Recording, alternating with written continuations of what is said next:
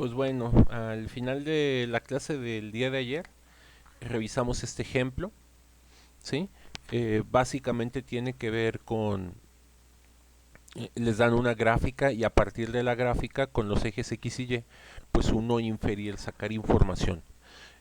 La característica que tiene en especial esta gráfica es que se trata de una función cuadrática, pero bueno, a mí lo que me interesaría que se queden más del ejemplo no es la cuestión de la gráfica cuadrática, sino que ustedes se puedan quedar un poquito con esta metodología, ¿no? Para que en el futuro, si tienen alguna gráfica o más bien información proveniente de una gráfica, pues bueno, ustedes puedan interpretarla correctamente. Dentro de los aspectos que creo que ayer no mencioné de las funciones cuadráticas y que sí es importante recalcar, cuando tenemos una parábola positiva, inherentemente la parábola va, su vértice pues va a representar el punto mínimo de la función. Retomando esto en un poquito en términos de un poquito en términos de las funciones crecientes y decrecientes, digamos que aquí tenemos una función decreciente y luego creciente, por lo tanto, es una sola función, más bien tenemos una parte o un intervalo de la función donde es decreciente y luego uno donde es creciente. Entonces, cuando tenemos decreciente es creciente, pues forzosamente necesitamos transcurrir por un punto mínimo. Entonces, algunos problemas de algunas situaciones que pueden describir las parábolas pueden ser útiles para minimizar cosas. Por ejemplo, si esto representara costos, representara tiempo, representara algún gasto, pues bueno, quiere decir que esta gráfica, que hay un valor mínimo, ¿no? Y por lo tanto se puede utilizar para optimizar alguna situación. Y bueno, caso contrario por acá, tenemos la parábola negativa, o también le decimos la parábola convexa, que en este caso tiene un intervalo primero creciente y luego uno decreciente. Entonces, eso implica que el vértice debe de representar un máximo y como bien lo estuvimos platicando aquí, pues bueno, una función con un máximo también presenta la posibilidad de encontrar el óptimo, la respuesta óptima para algún problema o para algún ejercicio, ¿sí? Por ejemplo, aquí queda claro que eh, el valor de venta que optimizaba la ganancia pues es el 6. Entonces, bueno, vamos hacia adelante, ¿sí? La imagen de la función cuadrática. Entonces, la imagen de aquí, esto de la imagen de la función cuadrática hace referencia al dominio y al rango de una función. Entonces, primer detalle, las funciones cuadráticas, al ser un tipo de polinomios, pues bueno, ya habíamos discutido muy enfáticamente que todos los polinomios, pues su dominio son los números reales. Entonces, si les preguntan el dominio de una función lineal o de una función cuadrática, pues las respuestas son todos los números de la recta numérica. Ahora, donde se encuentran los límites o los detalles finos de las parábolas es en el rango. El rango de una parábola, para determinarlo, siempre tenemos que encontrar el vértice, entonces es una muy buena técnica para hacerlo. Por ejemplo, encontrar el dominio, el rango y dominio de estas dos gráficas, de la función 1 y de la función 2. Entonces, pues bueno, como son polinomios, el dominio de ambas son los números reales. Es decir, estas gráficas ya sabemos que se extienden infinitamente de izquierda a derecha. Ahora, para encontrar el dominio, necesitamos encontrar el vértice. El vértice, según el tipo de parábola y también de acuerdo a todo lo que acabamos de decir, el vértice nos va a decir, nos va a ayudar a encontrar el valor mínimo de la función o el valor máximo de la función y con ello determinar el rango. Aquí abriendo el editor de ecuaciones, por ejemplo, para la gráfica número 1, ah, caray, no me deja escribir, ya me deja. Entonces, para la gráfica número 1, estamos viendo que el vértice se encuentra en 3,5. ¿sí? Entonces, como el vértice,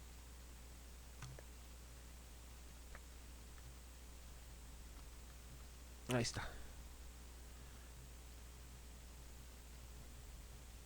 Como el vértice se encuentra en este punto, eso quiere decir que el valor 5 puede ser un mínimo o puede ser un máximo, ¿sí? Para el rango. Al tratarse de una parábola positiva, entonces ya habíamos dicho que esto se tiene que tratar de un mínimo. Por lo tanto, la imagen o el rango en este caso de la gráfica 1, la voy a poner así, el rango de la imagen 1, pues tiene que corresponder desde el mínimo exactamente, que es el 5, y como en este caso la parábola va a estar creciendo indefinidamente, pues el máximo lo debe de alcanzar en infinito. Entonces, encontrar rango y dominio de parábolas es bastante sencillo. Dominio siempre son los números reales. El rango, bueno, hay que encontrar el valor del vértice. Para la gráfica número 2 que tenemos ahí, entonces aquí tenemos una parábola negativa. Por lo tanto, el número que vamos a encontrar por acá es un máximo, ¿sí? Entonces, con ayuda de ese vértice, identificamos que el valor máximo de esa parábola es -1, ¿sí? Es lo más a lo que puede llegar. Entonces, eso quiere decir que la imagen, o bueno, en este caso, el rango de la parábola número 2, pues tiene que ser igual a menos infinito, ¿sí? Que es el valor mínimo que puede tomar esta parábola, que se encuentra, digamos, por ahí abajo,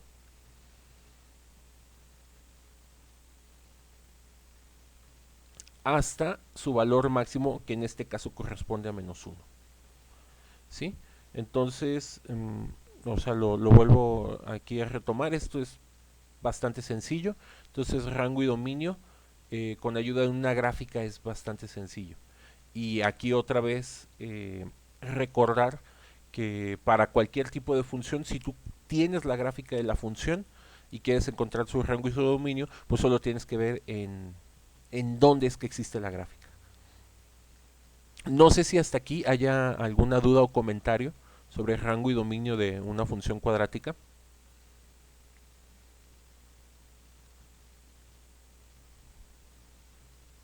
Bueno, cualquier cosa, muchachos, esté ahí con confianza, interrumpan o escriban. Ahora, vamos a las raíces de un, ¿cómo se llama? De una función cuadrática. Entonces, les ponen este problema para tratar de ejemplificar esta cuestión de las raíces. Este problema es un problema clásico de su curso de Matemáticas 2. Debieron de haber visto problemas de más o menos semejantes a este, ¿sí? Entonces, vamos a seguir la metodología del libro y vamos a acordarnos de un problema de Matemáticas 2. Para este ejercicio vamos a ocupar una de estas nuevas. Lo que les pide ese ejercicio es, les muestra este dibujo del triángulo, les dice que el área de ese triángulo es de 68 centímetros cuadrados y que a partir de estas medidas encuentren la variable x. Este problema puede parecer así como muy inútil, muy abstracto, pero por ejemplo, si les llega a interesar en algún punto el diseño industrial, ¿sí? Digamos que en esta parte del diseño industrial ustedes construyeron una pieza, ¿sí? De algún mueble, por ejemplo, o alguna ménsula o algún soporte para algo que van a vender. Digamos que este triángulo puede representar la pieza de un producto. Por ejemplo, pudiera ser de estos muebles que se los venden en una especie de cajita bastante delgada y que ya ustedes van sacando todas las piezas y con ayuda de una llave Allen se pueden armar el mueble, ¿no? Entonces, en la administración es bastante común, en la parte de administración y de finanzas, que luego cuando se hacen piezas de productos o esta pieza pudiera ser la parte de un coche, o sea, aquí existen infinidad de cosas, ¿no? Entonces, supongamos que en donde ustedes laboran o la empresa que se dedica a producir estas piezas, pues estas piezas las tiene que hacer de diferentes tamaños, ¿sí? Incluso se lo pueden imaginar como algún producto minorista de una ferretería. Entonces, digamos que en función del tamaño de esta cosa, ustedes van a tener va a tener un costo de fabricación. Entonces, este tipo de fórmulas para un costo de fabricación son bien comunes cuando se tratan de partes geométricas, ¿sí? Entonces, igual como todo, pues habría que plantear alguna situación específica que ustedes conocieran o les pudiera interesar, pero bueno, no desprecien este tipo de problemas. Yo cuando tenía su edad y me ponían este tipo de cosas, yo digo, ¿para qué rayos me ponen esto, no? Y luego ya que estás del otro lado, pues te das cuenta de que sí son cuestiones bastante útiles e importantes. Pero bueno, haciendo un poquito al lado las motivaciones y concentrándonos en los ejercicios, pues bueno, para encontrar esta área, pues vamos a utilizar la vieja fórmula de base por altura entre 2. Y del triángulo, pues identificamos la base, identificamos la altura e identificamos el valor del área. Entonces, esta fórmula que tenemos aquí pasa a transformarse a 68 centímetros cuadrados, pues tiene que ser igual al siguiente planteamiento. Deberá ser igual a la base, que es 2x más 1 por la altura, que en este caso corresponde a x, entre 2. Profe, puso 62. Perdón, 68. Muchas gracias. Sí, 68. Bueno, entonces el objetivo es resolver esta ecuación, ¿sí? Para encontrar el valor de x. Pasamos el 2 multiplicando al 68 y bueno, dejen tener una calculadora aquí a la mano, seguramente la voy a ocupar para algo, ¿sí? Entonces, el 2 por 68 es 124, ¿sí? Y del otro lado nos va a quedar 2x más 1 en un paréntesis y eso multiplicado por la x. Entonces vamos a realizar esta multiplicación. 2x por x queda 2x cuadrada. Y luego 1 por x pues nos queda más x. Ahora, como ya vamos viendo que nos queda una ecuación cuadrática, pues bueno, una manera más prudente de resolver esto es moviendo o transponiendo todos los términos de un solo lado. Entonces nos va a ir quedando la ecuación 2x cuadrada más x menos 124 tiene que ser igual a 0. Entonces, en muchos problemas de planteamiento, como lo puede ser y algunos tantos más del área que ustedes se quieran imaginar, pues aparecen ecuaciones cuadráticas. Entonces, lo que queremos hacer es encontrar las soluciones o resolver esta ecuación cuadrática. ¿Sí? Entonces, hay muchos métodos para resolver estas ecuaciones.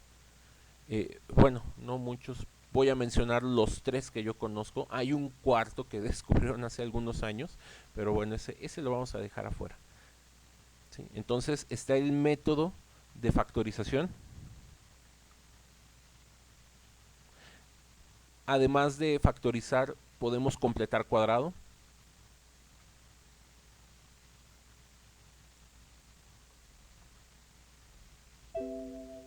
Y el otro método que podemos utilizar es la fórmula general. Entonces, este problema lo podemos resolver de cualquiera de estas 3 formas. Completar cuadrado, algunos entran en pánico cuando les ven que hagan eso, pero bueno, pues es un método, lo menciono. Factorización, con algunas ecuaciones funciona, con algunas otras ecuaciones no funciona. Entonces, les quiero enseñar un método que tiene que ver con la fórmula general y con la factorización, que nos va a ser bastante útil para ir resolviendo los siguientes problemas que nos van a aparecer. Entonces, con la fórmula general, como queremos llegar a esto de las raíces y el discriminante, vamos a plantearlo con ayuda de la fórmula general. La fórmula general, vamos a poner aquí nuestro... Ahí está. La fórmula general, pues bueno, es P es menos B, luego viene más menos, que lo tengo por acá, la raíz cuadrada de B cuadrada, menos 4AC sobre 2A. Entonces, de aquí, pues necesitamos identificar, ¿sí? Estos son los métodos disponibles. Nos vamos a centrar en la fórmula general, ¿sí? Es el método que vamos a abordar. Y de aquí, pues para utilizar la fórmula general, ahí para los que no se acuerden cómo se utiliza, bueno, vamos a hacer un breve repaso ayudándonos con este simple ejercicio. La A es el coeficiente de la X cuadrada, ¿sí? Incluso para pegarlo con la notación del libro, mejor lo voy a poner con minúsculas. El libro ha estado utilizando minúsculas, entonces creo que es más prudente hacerlo así. Esta es la ecuación de segundo grado, ¿sí? Cuando f de x particularmente vale igual a 0. Entonces a es igual a 2, p es igual a más 1. Incluso aquí les voy a poner los signos para que tengamos como más precaución. Y la c es igual a menos 124. Entonces de aquí pues hay que ir haciendo las sustituciones. Si no tienen mucha práctica con la fórmula general y las sustituciones de fórmulas, la recomendación siempre es todo pónganlo entre paréntesis para que no se me vayan a equivocar, ¿sí? Entonces, pero bueno, aquí para avanzar un poco más rápido, yo no lo voy a poner entre paréntesis. Yo voy a hacer aquí como quien dice trampa. Este es un 2. Este es un menos 124. Y este es un menos 2.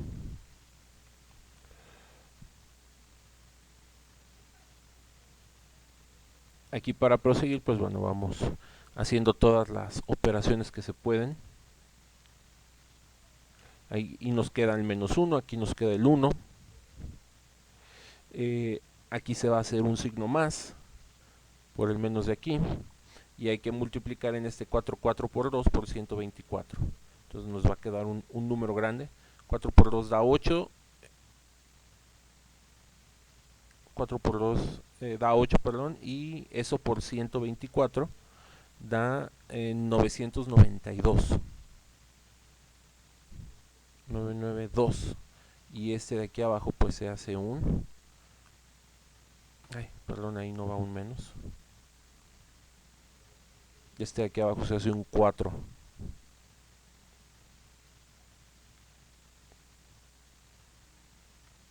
A ver, como que este daba exacto. A ver, déjenme ver. Algo ando aquí poniendo mal.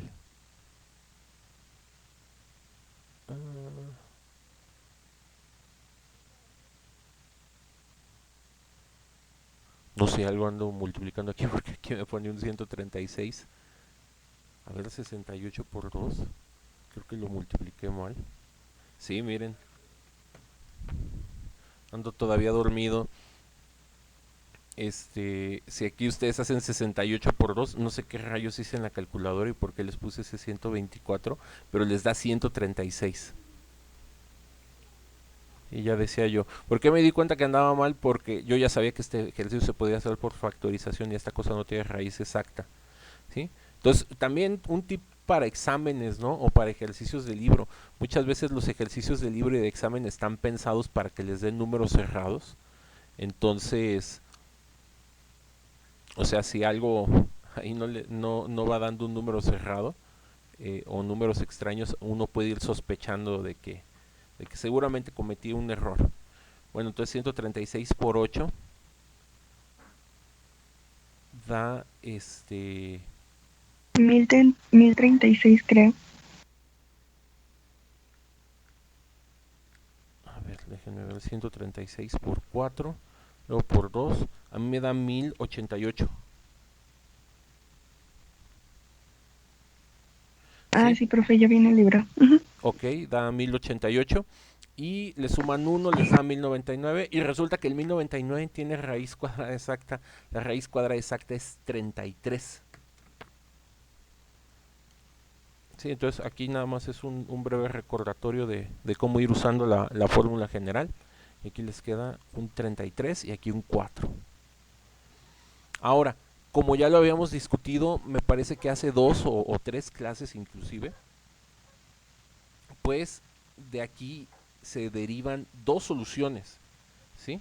Entonces la X va a tener dos posibles soluciones.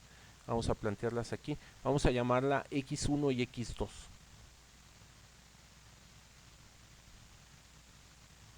Entonces, para obtener X1, retomamos esto aquí con el signo más. Para obtener X2, consideramos solamente el signo menos. Entonces, si a 33 le quitas 1, te queda 32 y 32 entre 4, pues te da un 8. Entonces, la primera solución es más 8. Ahí le voy a hacer énfasis en el signo. Y la otra solución, pues va a ser menos 34, ¿sí? Y dividido entre 4, que les va a dar menos 8.5. Entonces, vamos a utilizar estas cantidades de aquí. De hecho, este 8.5 a mí me gusta más escribirlo como fracción. Ahorita van a ver por qué. ¿Sí? Este se puede poner como menos 17 entre 2. O sea, es una simplificación aquí de fracciones. En lugar de poner el 8.5. Entonces, quiere decir que esta ecuación de acá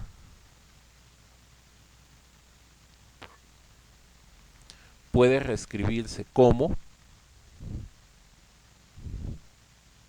x menos 8 multiplicando a, ¿cómo se llama? A x, en este caso, más 17 sobre 2.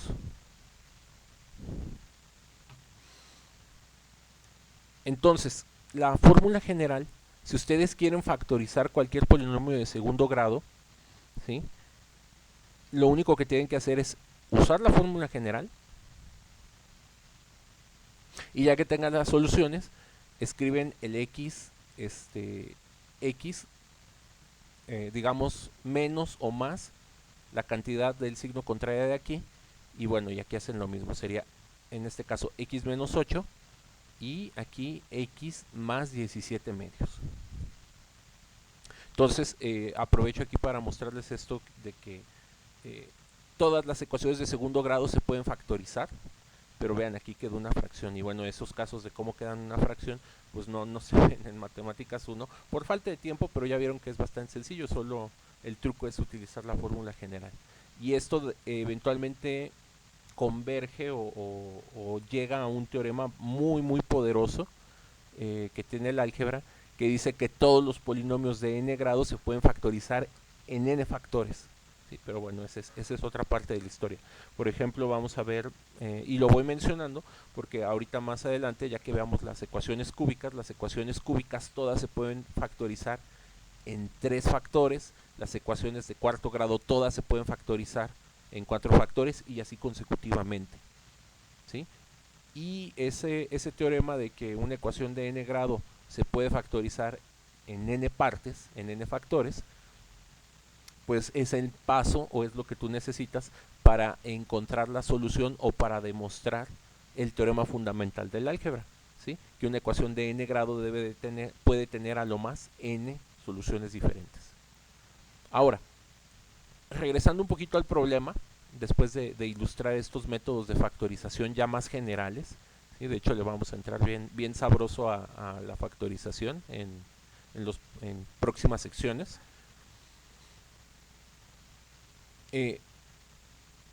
Digamos, aproveché este espacio para mostrar eso, pero bueno, regresando o centrándonos en el problema, la solución al problema es esta. Si nosotros tomamos el número negativo, pues bueno, una x de valor negativo aquí en la gráfica, si bien nos va a solucionar el problema en las ecuaciones, pues gráficamente no tiene sentido. ¿Sí? Es decir,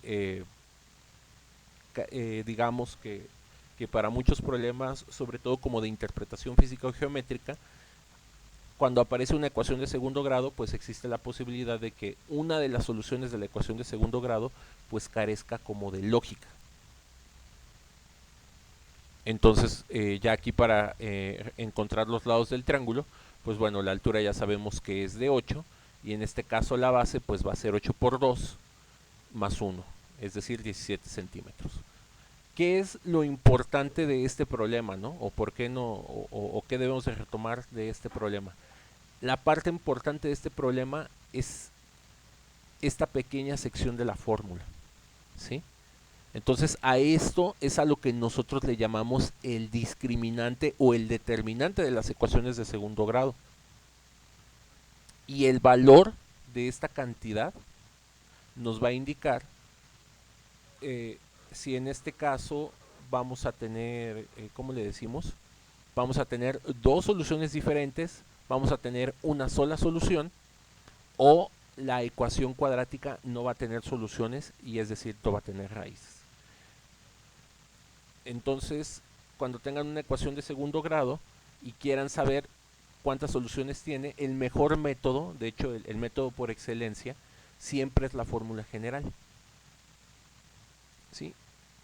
Entonces, cuando este numerito, cuando se cumple esta condición, por ejemplo, que todo ese número es igual a 0, a la conclusión que vamos a llegar es que solo tenemos una solución diferente.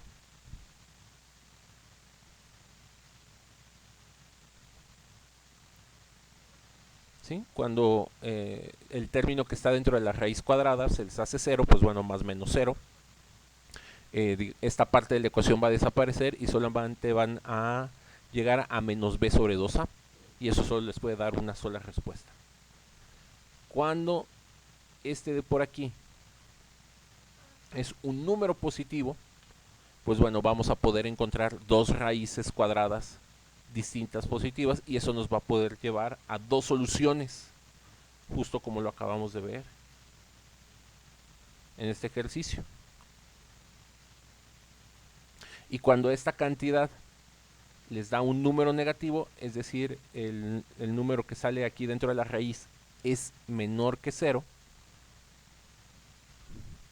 eso significa que vamos a obtener, bueno, aquí vamos a ser más específicos, son dos soluciones reales. Entonces lo de acá, vamos a obtener dos soluciones complejas. Y pues bueno, las soluciones complejas para los problemas que estamos viendo, pues podemos decir que no tenemos soluciones. ¿Por qué? Porque aquí adentro, al quedar un número negativo, pues nos queda un número que conocemos como imaginario, ¿sí? Y ese número imaginario, combinado con un número real de acá, pues se llaman números complejos. Había hasta ahí un mal chiste matemático que decía, ¿quiénes son los niños complejos? Aquellos que tienen una madre real y un padre imaginario, ¿sí? Entonces, cuando combinamos ¿cómo se llaman? Números reales con números imaginarios, se llaman números complejos, ¿sí? Pero bueno, esa es otra área de las matemáticas, que bueno, que por aquí, si tenemos chance, quizás podamos platicar, o si ustedes tienen el interés, podemos abundar en el tema. Nada más les aviento aquí el comercial. Estas matemáticas son bien, bien importantes. Vamos a plantearles, digamos, el grado de, o sea, ¿qué tan importantes son en la actualidad para desarrollo tecnológico? Bueno, les paso el siguiente dato. Hace más o menos unos, ¿qué será? Unos 8 años, unos 7, 8 años, se estimaba que el 70% de las patentes que generan recursos económicos, mucho ojo, porque hay un montón de patentes que no generan nada, o en el mundo de las finanzas a veces las patentes se compran la compras para que no la pueda usar nadie más. Sí, es una práctica bien lamentable, pero bueno, a eso es a lo que a veces le llamamos el libre mercado, ¿no?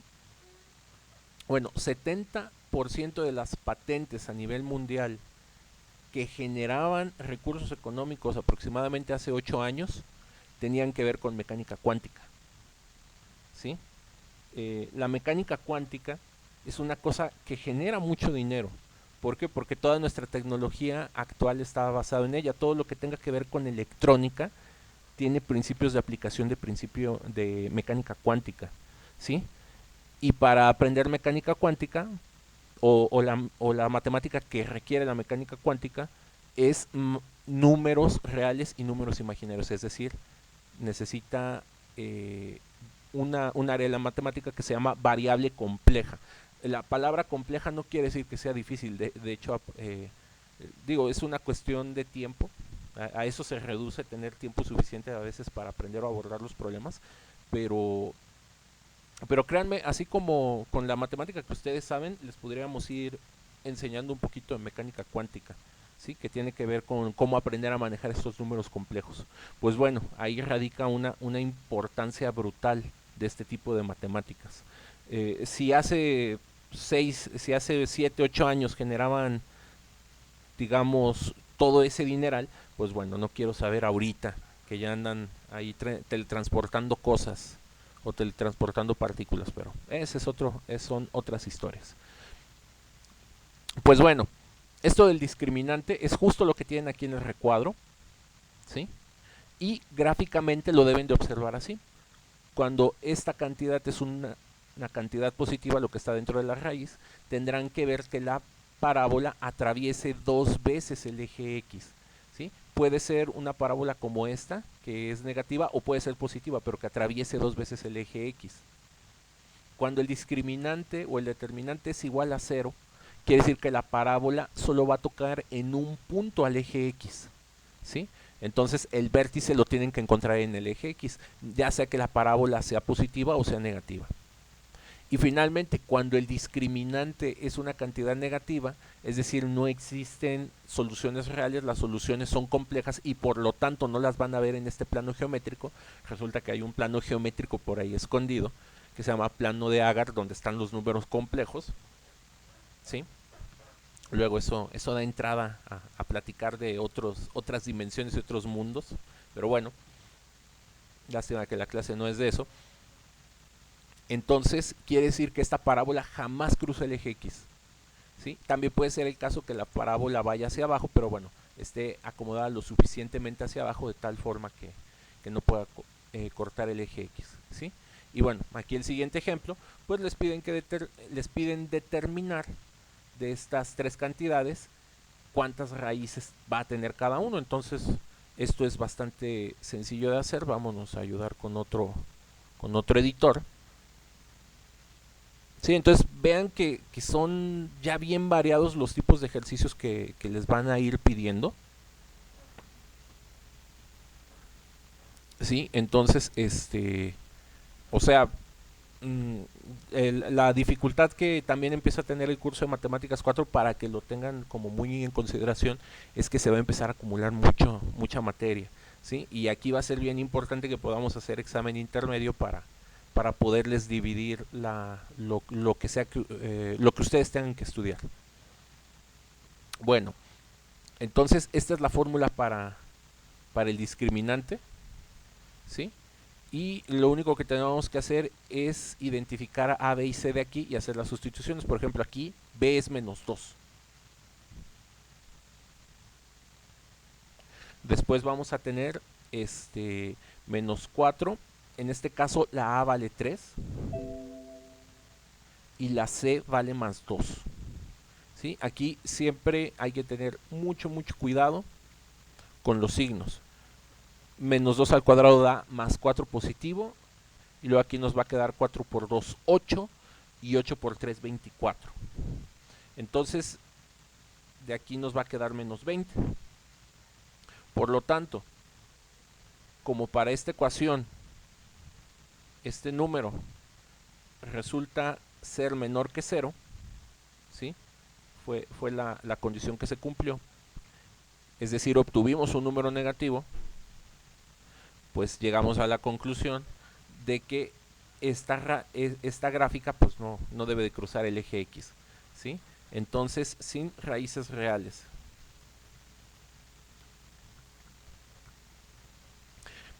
Profe, Sí, Dalia. Por ejemplo, entonces, o sea, si pusiera el problema anterior que le dio como solución +8, ahí ya sería mayor que cero.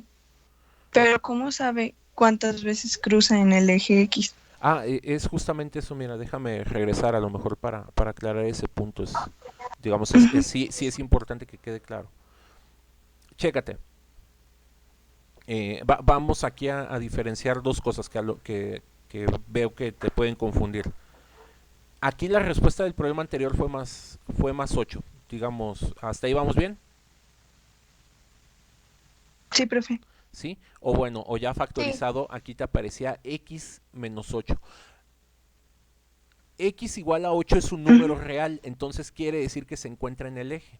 Entonces, si tú graficas esta ecuación, esta parábola, está aquí, esta parábola cruza dos veces el eje X. ¿Dónde cruza el eje X? Lo tiene que cruzar en X igual a más 8 y en X igual a menos 8.5. ¿Sí? Entonces, Ok, cuando ok. encuentras dos soluciones, la parábola lo tiene que cruzar en dos partes. Ahora, nos quedamos solamente con la positiva por la interpretación del problema del triángulo. Pero si tú haces la gráfica de tiene que cruzar en estos dos puntos. Y pues es menos 8.5, ¿no? Digamos, para mayor claridad. Ok, ¿Sí? ¿Por qué ocurre eso? Porque si tú calculas esto te va a dar un número positivo. De hecho, el número positivo es el que te sale. Este número es en este caso 1089.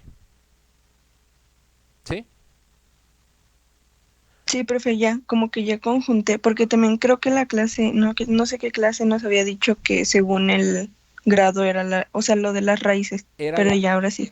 Exacta, Gracias. de hecho, retomando ese otro comentario, ese es el teorema fundamental del álgebra. Entonces, una ecuación de n grado puede cruzar n veces, hasta n veces, el eje X. Por ejemplo, aquí les estamos presentando una ecuación de segundo grado. Si tú de verla tú dices, puede cruzar el eje X dos veces, pero por la manera en la que queda, que sería como este caso, pues resulta que no lo cruza ninguna vez. Por eso les hacía el énfasis de que el teorema dice puede, ¿sí?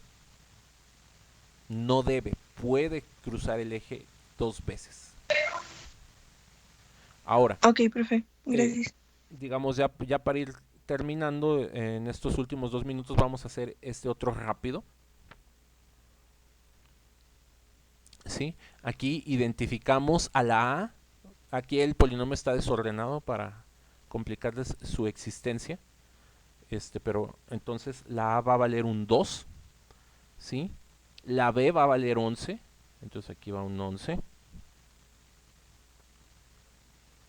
La B va a valer un 11 y la C va a valer 12. Entonces ahora tenemos que hacer ese cálculo. 11 al cuadrado da 121 y 8 por 12 da 96.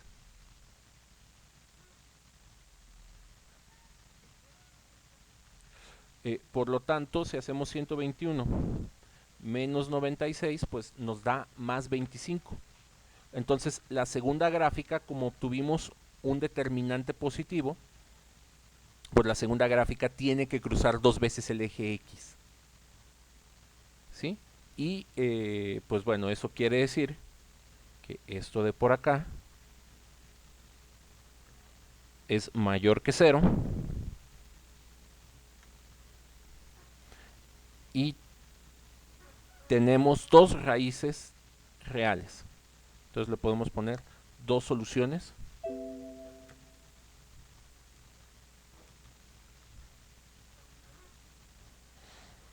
Y pues bueno, el último, así a ojo de buen cubero, eh, es un trinomio cuadrado perfecto.